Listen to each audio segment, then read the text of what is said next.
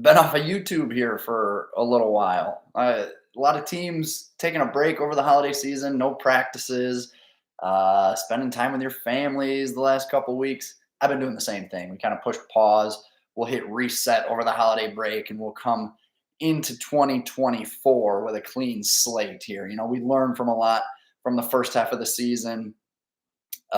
Keep improving on, improve some of our shortcomings from the first half, build upon some of our successes, and then you head into the new year. It feels like a second season almost, and I'm kind of taking that same approach here with PD's picks, the website, the podcast, YouTube, coming into 2024 with a bit of a fresh slate, a couple new ideas for you. I'm going to tease one here for you towards the end of the segment here, but big wins segment. Wanted to take a minute to kind of highlight some of the big wins for some of those teams that were in action over the holiday break.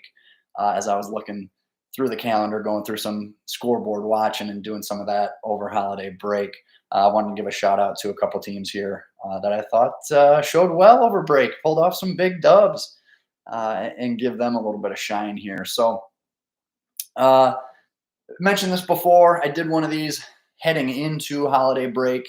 This big wins segment might be kind of become its own little segment here with PD's picks, and open to nominations, suggestions, things like that. So if you've got a nominee for a big win, be sure to hit me up on social media, Twitter, Instagram, Facebook, here on YouTube. You know where to find me by now.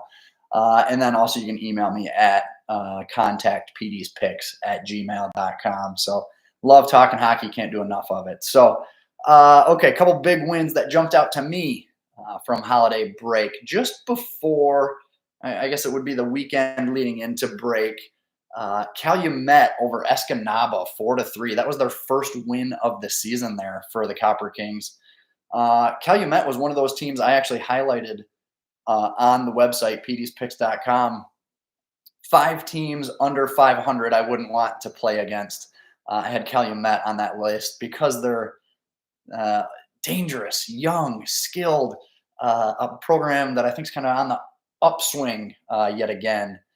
And so getting in the win column, that's really good for them, real solid. A bit of an ugly, tough slate coming up here in 2024. Some tough opponents coming to town.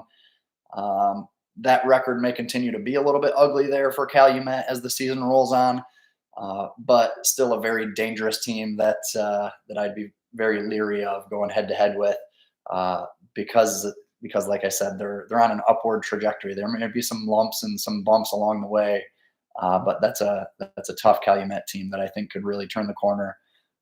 And if not this season, really be contenders next season and beyond for sure. A couple more here. Genesee over Bay Area Thunder. They won 3-2. That was Coach Doug Towler's 630th career win. Got a chance to talk to Coach Towler about that record-breaking victory. He is now the all-time leader in wins in Michigan high school hockey history. Big mark for him, big mark for the program. You can check out that article. I put it up on the High School Hockey Hub. That's available there.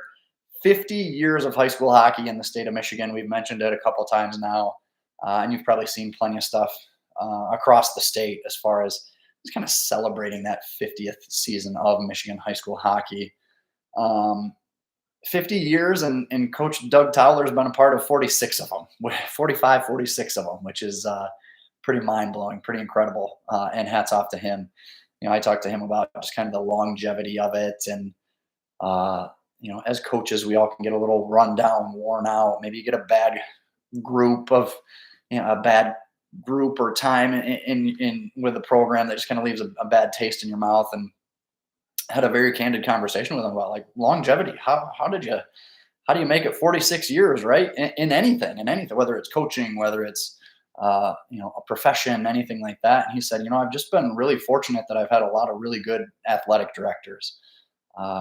Coach Towler has been with, I think, 3 different programs, and he couldn't say enough good things about the ADs that he's gotten to essentially work for at all 3 of those stops. And he said, that had to a lot to do with his success on the ice and then his success off the ice, right? Working with kids and kind of developing them into young men. So kudos to him. Kudos to the program there for getting Coach Towler his 630th win all time, which puts him in sole possession of first place there. And I don't know if anyone's going to catch him, at least not anytime soon.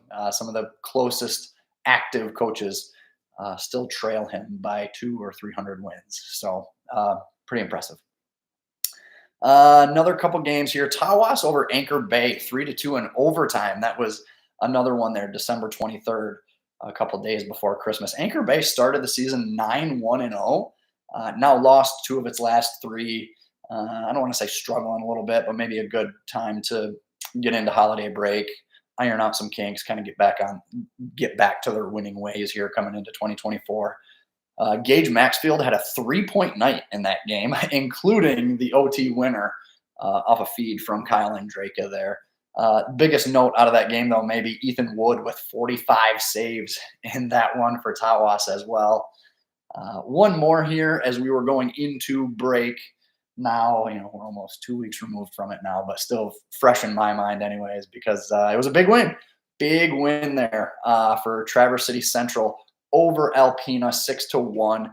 I say it's a big win, but, if you look at some of the numbers, TC Central ranked higher than Alpena in the My Hockey rankings. The result reflects that, obviously, but still 6-1 is a pretty good thump in there. And as you may recall, I actually picked Alpena to beat. No, did I? I'm gonna have to walk that back. Nonetheless, was one of the games I highlighted in my games of the week heading into the holiday break. 6-1. That's a pretty good statement there for the Trojans. And like I said, I'm pretty confident there. Picked Alpena to win that game. Central then obviously with a big statement there with the 6-1 win. So. A couple others here. Manistique over Eisenhower, 4-2. That's a big win. And a 4-2 win over Cap City. That's a double big win. Big win for the Emeralds. I'd love to – wish I could tell you more about Manistique, especially with those 2 games. But no stats on the hub. There's really nothing available as far as that goes. I did peek in on – the Manistique Cap City game. So I got eyes on them, got to take a good look at them. Again, just 2 really big wins for Manistique there. Conversely, I mentioned Cap City. Cap City also got a big win of their own. Big win, 6-5 in a shootout over Escanaba. That was the day before they played Manistique. So Chase Potter, Will Tucker with a pair of goals each in that 6-5 win. It's a young group for Cap City, but man, they're super talented, really well coached, super disciplined. That's a team and a group that I think could see a lot of success, not just this season, but beyond, because they got a boatload, it felt like every kid that stood out to me, I looked them up, boom, 2007, boom, 2007, boom, 2000. Like they had 5 or 6 07s that all really stood out to me.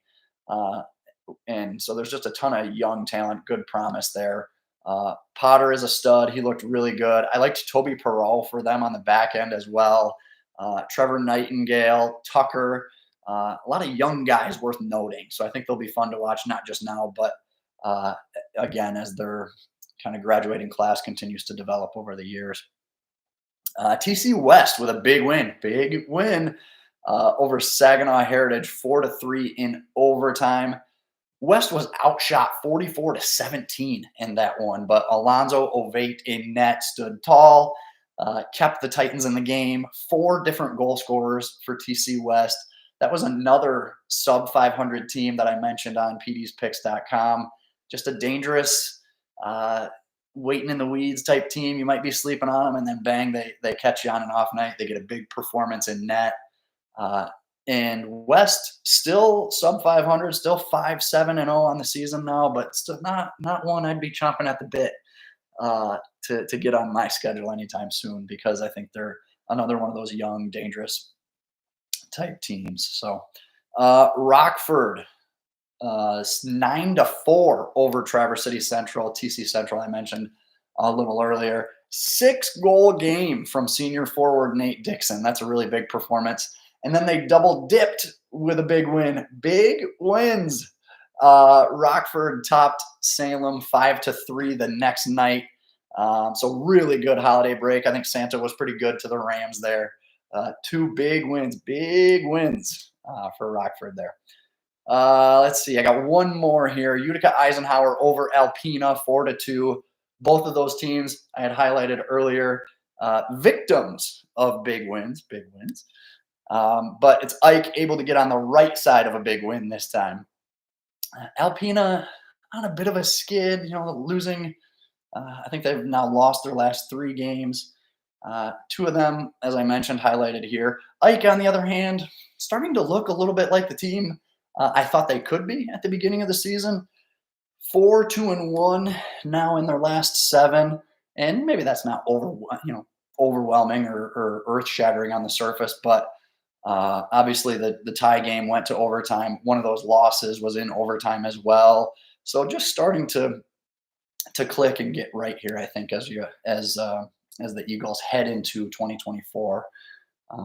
So that'll kind of wrap up my big wins to kind of close out 2023. And obviously, today being January 2nd, Happy New Year as we get into, like I mentioned, that second half of the season now. So always fun to, like I said, especially as coaches, that 2-week stretch was a really good opportunity to iron out kinks on the power play, regroup, figure out, rethink your line combinations and D pairings and some of that stuff. That first half of the season is kind of like a litmus test. What works, what doesn't work. And then you spend that holiday break kind of sitting down, analyzing, evaluating, looking back at tape, and figure out what's working and what's not. So from a content standpoint, like I said, kind of taking that same approach as well. Couple things on the horizon, couple ideas I've been mulling over holiday break. And how about this? I'll tease this. How about a mid-season dream team update? And I got to clarify this a little bit. So not affiliated at all with the Michigan High School Hockey Coaches Association, which obviously produces the dream team selections each year. But maybe I'll speculate a little bit. I'll offer up my 2 cents, highlight some of the big name, big performers that have stood out to me through the first half of the season. And kind of highlight some of those guys to look out for as we get towards the second half of the season and these types of decisions start to get made. It'll be fun to, like I said, maybe offer up my 2 cents, provide a bit of a ballot of 3 forwards, 2 defensemen, and a goalie that have stood out thus far in the season. So I'll have that. Keep an eye out for that on pdspicks.com. Follow me on Twitter, Instagram, here on YouTube. I can get access to the podcast anywhere you get your podcast, Apple, Spotify, you know the drill. So keep an eye out for that. Also have a ton of new stuff coming your way as well. New episode of the podcast dropping soon. So be sure to like, subscribe here on YouTube. And until next time, skate hard, have fun. See you at the rink soon.